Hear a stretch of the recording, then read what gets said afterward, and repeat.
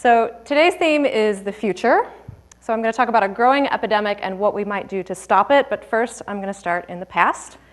About 15 years ago, I was an eager, young graduate student, and I spent a lot of time teaching. I really liked my students. I got to know them very well, and the more I listened to my female students, the more I picked up on something troubling. These bright, talented young women were spending alarming amounts of time thinking about, talking about, trying to modify their physical appearance. They wanted so much to feel beautiful. Now, our perceptions of beauty are complicated. They have deep evolutionary roots. From a scientific perspective, beauty is not just desirable, but also rare. So what struck me was not that these women wanted to feel beautiful, or that they didn't all feel beautiful all the time. Instead, what struck me was that their quest for beauty seemed, at least at times, to overrule, to overwhelm every other goal or interest they had. These were young women just embarking on their adult lives, and they were worried. They worried that they were too fat. They worried that their skin wasn't clear. They worried that they were already at the tender age of 20 getting wrinkles. They worried that they didn't look like a Sports Illustrated swimsuit model or a Victoria's Secret angel. They worried that they had cellulite. They worried that they weren't a size 00. And I was worried about them. So I went to my grad school advisor and I said, I got an idea. This is what I'm going to study. Right, this is going to be my thing, and in particular, I'm going to consider how images like this might be affecting women. And she said, nah, don't bother. Right, you don't need to look at that, she said, because really, smart women, they know better. They know better than to be affected by things like media images. And I said, well, that's an empirical question. So based on the research I've conducted since then, I have to say she was kind of right. In some ways, women do know better. This is an advertisement I used in one of my studies. I'm going to show you some responses from research participants. So women know that the images of women they see in the media are often unusually thin, possibly even eating disordered. They know that the women they see in these images aren't representative of the general population of women. They understand that they are statistical outliers. And on top of that, women are very aware that in the real world, nobody actually looks like this. So that's the good news. Women do know better. They know about eating disorders. They know about Photoshop. That's great. Here's the bad news. It doesn't help. It doesn't seem to matter. Knowing better isn't enough. The same woman who said this, for example, this body type is unrealistically skinny and her ribs are showing, and you're kind of like, yeah, right on. She followed it up with, I'm not as skinny. Should I go to drastic weight loss programs and tan, risking my health? I feel like I want to be like that. I wish I was a model. Maybe after seeing this picture, I won't want to eat. That's not what you want to hear as a researcher using this picture, I have to tell you, but we moved on. This is not a failure of information processing. It's not a failure of intelligence, and it is definitely not a failure to know better. This is beauty sickness, and that's what I'm going to talk about today. Now, do only women get beauty sickness? No, it can afflict men too, but women are much more likely to hate their bodies. Women spend more money on beauty. They spend more time on beauty. They're at 10 times greater risk for anorexia and bulimia. Women are more likely to get commentary about their physical appearance from friends, from romantic partners, from sometimes complete strangers. There were a little over 1.5 million cosmetic surgeries in the US in 2012. Almost 90% of those went to women. So today I am going to talk about women. What are these symptoms of beauty sickness? I see beauty sickness when women who are full-time college students, not professional models, tell me they know exactly what to do when someone pulls a camera out. The women where I teach have shorthand for it. I'm going to demonstrate it. It's side, out, down, tilt, skinny arm. And you get apparently extra points for this. I don't know if you got that. Here's one of my students who was kind enough to let me put this picture in the slideshow. Here are two others who are demonstrating the pose as a joke at their senior formal. That's how ubiquitous it is. Now, what's wrong with wanting to pose in a flattering way when your picture is taken? Nothing but. It's worth asking, how did we get to a point where so much of women's time and energy is being taken up by concerns that used to belong only to professional models and actresses?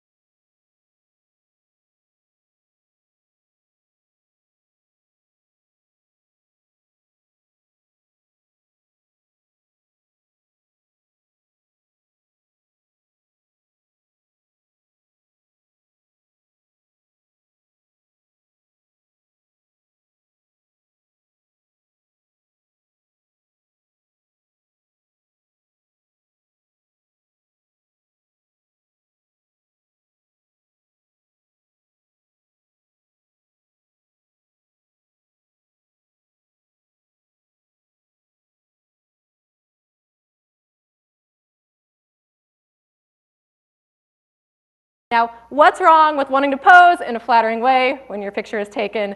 Nothing but. It's worth asking, how did we get to a point where so much of women's time and energy is being taken up by concerns that used to belong only to professional models and actresses? And more importantly, what happens to women when their energy is so intensely focused on their own appearance? So physical beauty comprises a number of characteristics, but for women, there is one that swamps all others in terms of importance. Do you know what it is? Yeah, it's weight, right? It's body size. There's a statistic that's often bandied about in conversations about women's obsession with body size. It actually comes from a survey in Esquire magazine in 1994, but it gets a lot of attention because apparently 54% of women said they would rather be hit by a truck than be fat. I'd like to first acknowledge that Esquire is not where we turn for careful scientific research, but I'm fascinated by reactions to this statistic. I brought it up in class once. I was like, oh, class, 54% of women would rather be hit by a truck than be fat. And I expected to see outrage. But instead of seeing horror on the looks of my female students' faces, I heard a series of questions. I heard, how big is the truck? Right? What kind of truck? How fast is it going? And just how much exactly would it hurt? And it kind of makes sense. I think probably getting hit by a truck hurts, right? But there's something else that hurts too, And that's living in a culture where you are bombarded with these three messages over and over and over again. Message one, beautiful is the most important, most powerful thing a girl or woman can be. Message two, this is what beauty looks like. And message three, which is sometimes implicit, it's sometimes just an inference, you don't look like this. It shouldn't surprise anyone that in laboratory studies, when we expose women to images like this, even for just a few minutes, it increases depression and shame, it reduces self-esteem, it lowers body satisfaction. This is beauty sickness. Our sense of what's real, what's possible when it comes to beauty is warped by our overexposure to these images.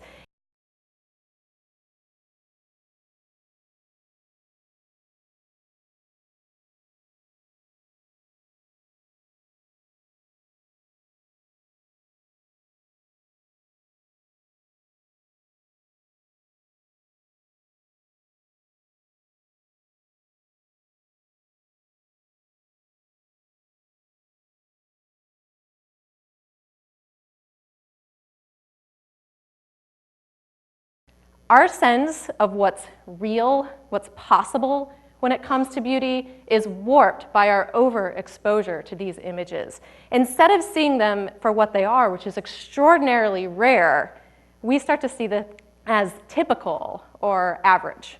So you can look around the world and you can see that men and women are getting fatter, but the body ideal for women is getting thinner and thinner, so that the distance between what a woman is and what she longs to be gets bigger and bigger. It's not a small gap. It's a gaping chasm. If you look in that chasm, you're going to see beauty sickness. Now, when evolutionary psychologists look at images like this, they make the argument that this kind of beauty is like sugar.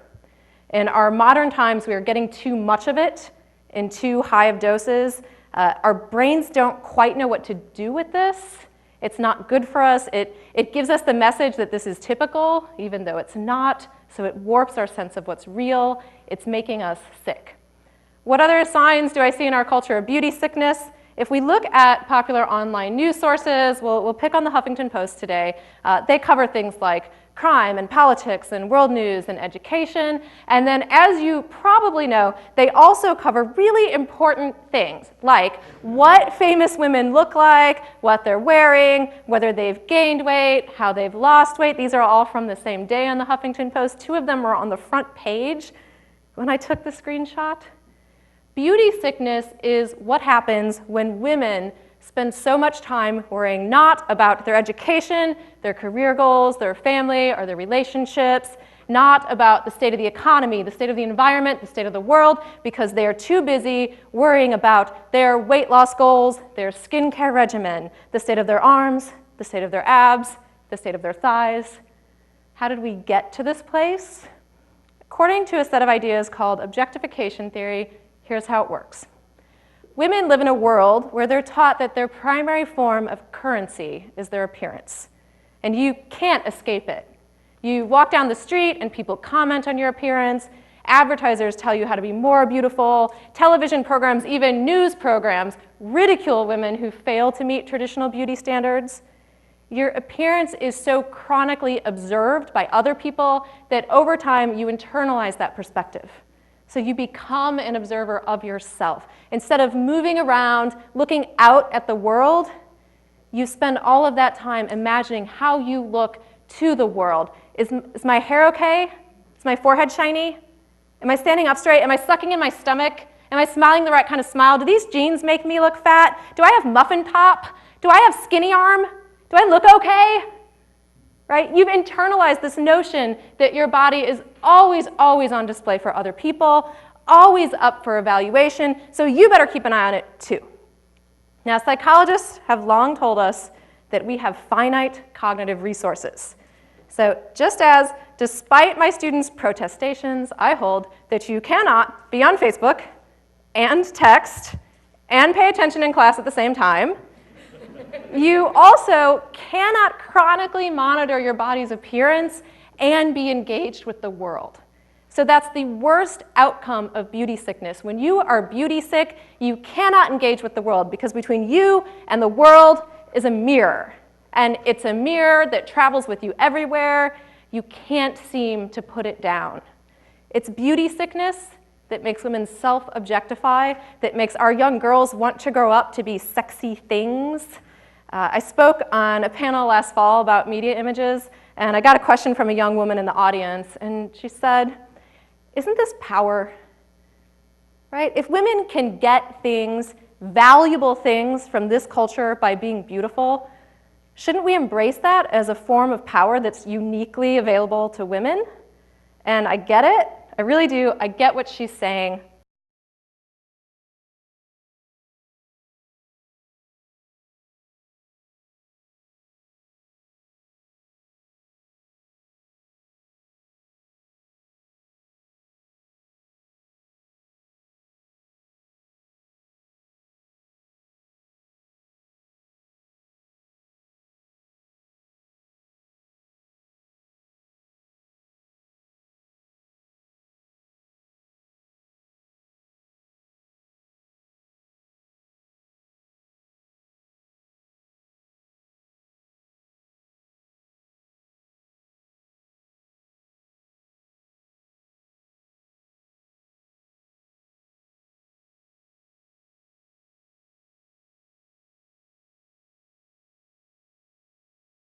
And I get it. I really do. I get what she's saying. But what kind of power, at least what kind of real power, is so ephemeral? What kind of power expires when you're 30? Or maybe 40 if you are lucky, or a celebrity?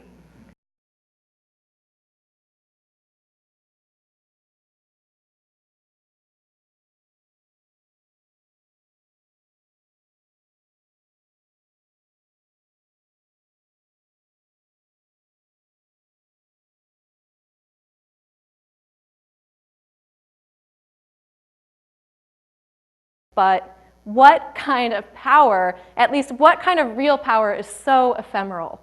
What kind of power expires when you're 30? Or maybe 40 if you are lucky, or a celebrity? Right? What kind of power is inversely correlated with the attainment of wisdom and life experience? I want to reiterate here that there is nothing wrong with beauty. Our brains are so sensitive to beauty. We know it when we see it, we process it in milliseconds. This desire to be beautiful, the desire to be desired, it is not something you can completely shut off in the brain. Wanting to be beautiful is not the problem. The problem is when it's all our young girls and women want to be. I would like young girls and women to be like this. I'd like them to be so much more than hot.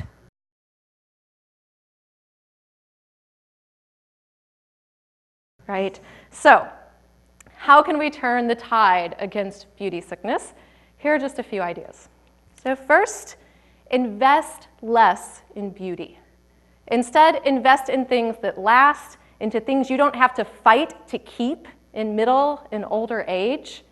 If television shows like this leave you thinking more about your appearance instead of less, stop watching them. Right? If there are magazines that leave you obsessed with a body ideal that most women can never realistically achieve, stop reading them.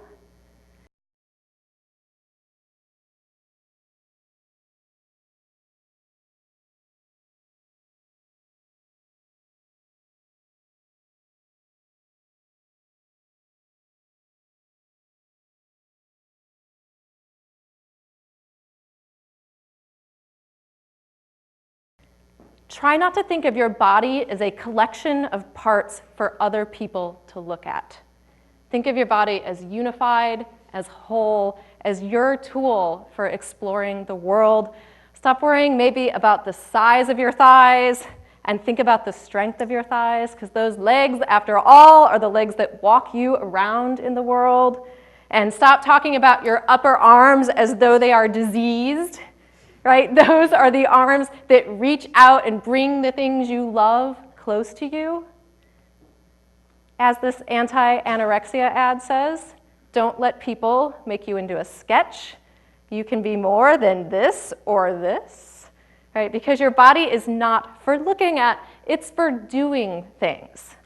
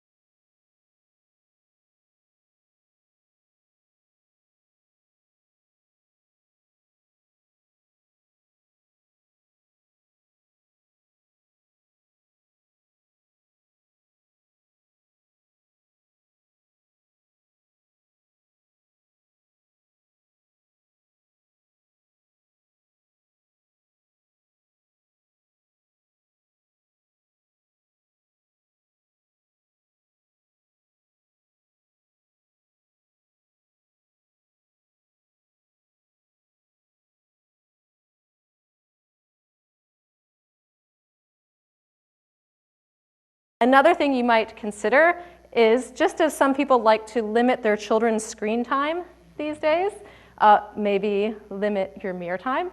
And since today's talk is about the future, here's a direct way you can impact the future with respect to beauty sickness. You can stop telling little girls they're pretty. So every time, it sounds counterintuitive, right? Don't tell them they're ugly. Don't do that either. But every time you feel compelled to comment on a little girl's appearance, consider complimenting one of her other many lovely qualities instead.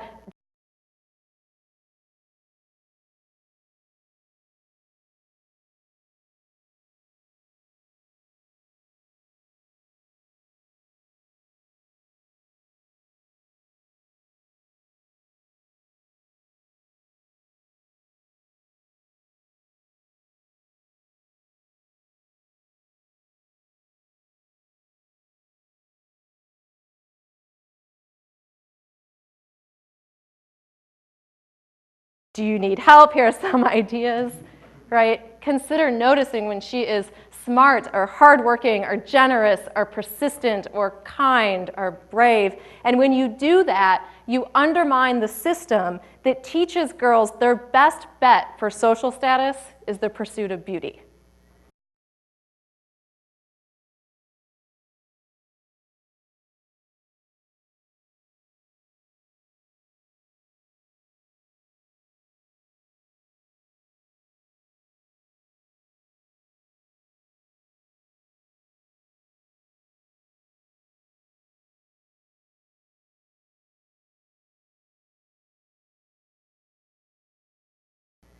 Try to raise daughters who see their appearance as a minor side note to their character and their hard work. You can change this conversation.